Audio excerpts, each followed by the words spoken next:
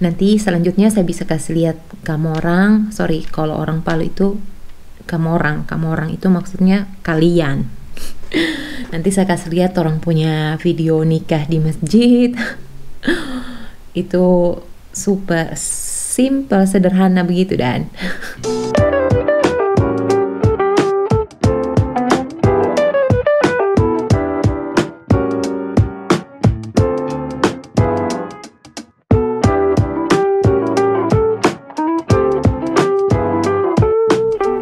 Assalamualaikum warahmatullahi wabarakatuh dan selamat pagi.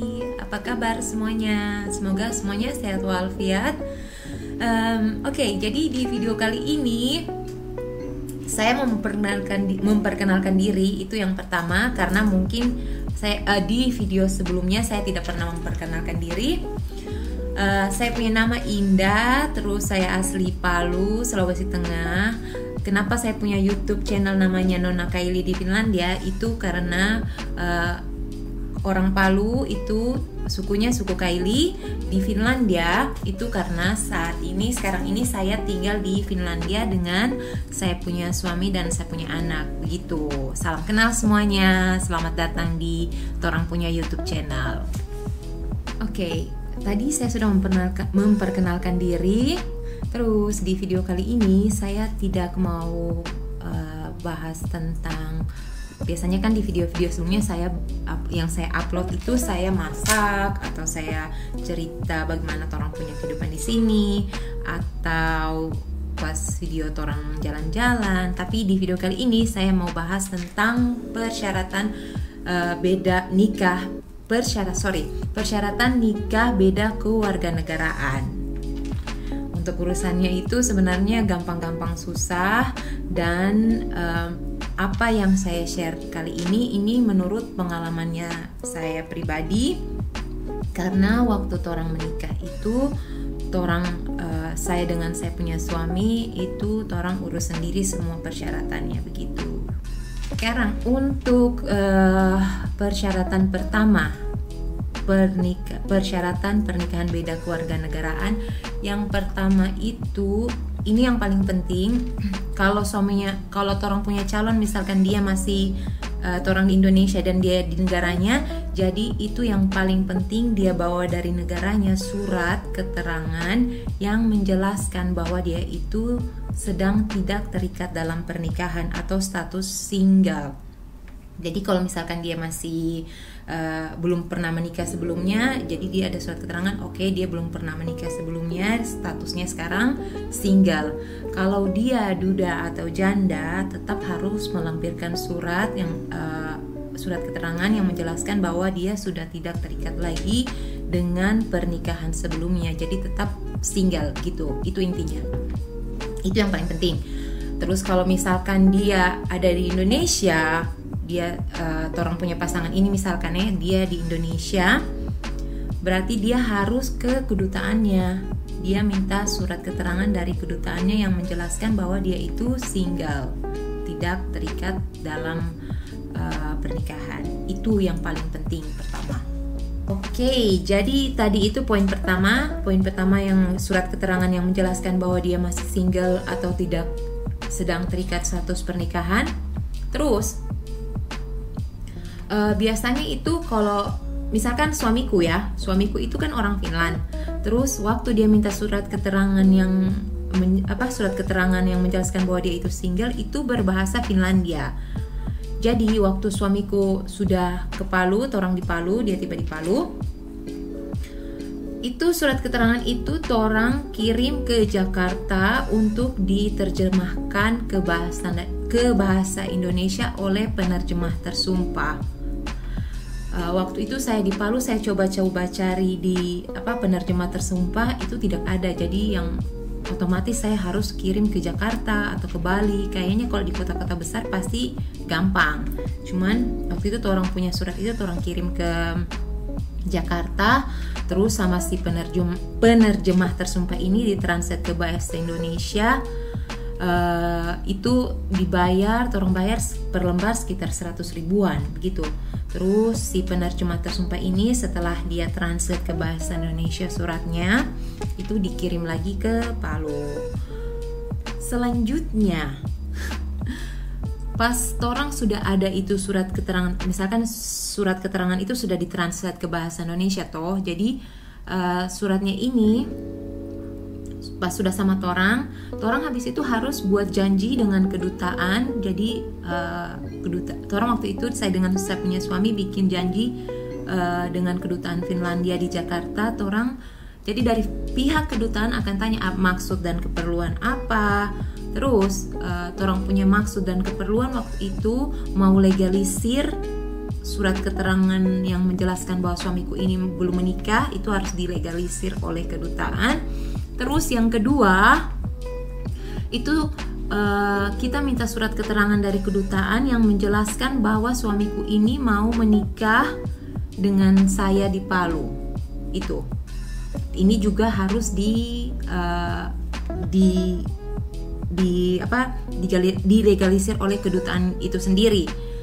Terus orang bayar waktu itu per lembar, kayaknya per lembar, satu lembar surat itu sekitar 450.000. Jadi mungkin setiap kedutaan itu beda harga, saya kurang tahu sih. Cuman waktu itu tahun 2016 itu orang bayar per kertas atau per lembar itu sekitar 450.000 begitu. Oke, yang selanjutnya waktu itu tahun 2016 sekitar bulan Januari saya punya suami itu dari Finlandia ke Palu. Itu kan waktu itu dia belum masuk Islam, jadi dia belum punya agama. Itu dia masuk Islam diurus sama saya punya penghulu, sama dibantu saya punya tetangga. Jadi diuruslah dia masuk Islam dan dibantu, diajar bagaimana cara sholat, pokoknya diajarkan semua. Oke, jadi sekarang kalau surat-suratnya semua sudah selesai, sudah dilegalisir, sudah ditranslate ke bahasa Indonesia, sudah dilegalisir oleh kedutaan, terus orang punya N1, N2 itu sudah selesai. Jadi surat-surat ini semuanya orang store ke KUA dan nanti tanyakan ke KUA-nya sendiri surat-surat apa lagi yang dibutuhkan atau yang masih kurang. Kalau orang punya persyaratan waktu itu alhamdulillah semuanya sudah selesai, KUA sudah setuju. Jadi KUA tanya kapan mau nikahnya. Jadi waktu itu orang berurusan, orang punya surat-surat itu sekitar dari bulan Januari sampai awal-awal Februari, hampirlah 1 bulan. Orang waktu itu tentukan orang punya menikah sekitar waktu itu tanggal 14 Februari 2016. Jadi setelah semua surat-surat selesai, KUA setuju dengan tanggal pernikahannya, orang waktu itu menikah di masjid Terapung Palu. Orang menikah sederhana sekali. Orang menikah waktu itu habis akad nikah, terus orang kayak makan snack begitu dan atau kue-kue. Nanti setelah habis akad nikah di masjid, orang balik ke rumah terus baca doa syukuran di rumah gitu. Kenapa orang menikah sederhana? Karena menurut saya pribadi yang paling penting itu bagaimana orang menjalani pernikahan itu sendiri. Tidak juga, maksudnya itu yang paling penting. Terus untuk surat-suratnya sendiri itu sudah memakan banyak biaya, karena bukan hanya sebelum pernikahan, tapi setelah pernikahan pun orang masih harus banyak surat-surat lagi yang harus diurus. Misalkan setelah orang punya buku nikah, itu orang punya buku nikah, orang harus legalisir di Kementerian Hukum, Agama, Hak Asasi Manusia, terus sama kedutaan. Jadi semuanya itu harus dilegalisir. Terus untuk legalisir itu misalkan kantor Kementerian Hukum dan Agama itu kita pakai agen, itu kita bayar sekitar satu kantor 250.000 atau berapa, pokoknya sekitaran begitulah. Kenapa kita pakai agen? Karena kalau kayak kita mau berangkat sendiri, urus sendiri ke Jakarta itu pasti lebih mahal karena satu tiket terus hotel. Jadi banyak yang kita pikirkan, lebih baik kita untuk hal itu orang pakai agen Nanti selanjutnya saya bisa kasih lihat kamu orang, kalau orang Palu itu kamu orang itu maksudnya kalian. Nanti saya kasih lihat orang punya video nikah di masjid. Itu super simple, sederhana begitu dan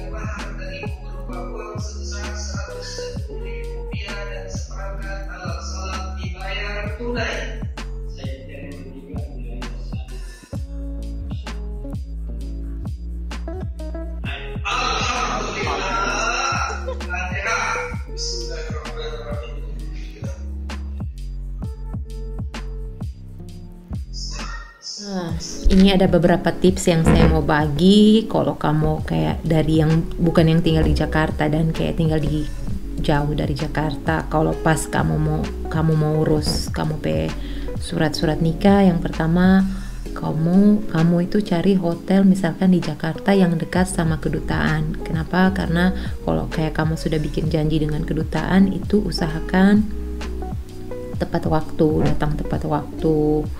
Terus sebisa mungkin kamu urus sendiri. Kalau yang memang mengharuskan kamu pakai agent, ya pakai agent.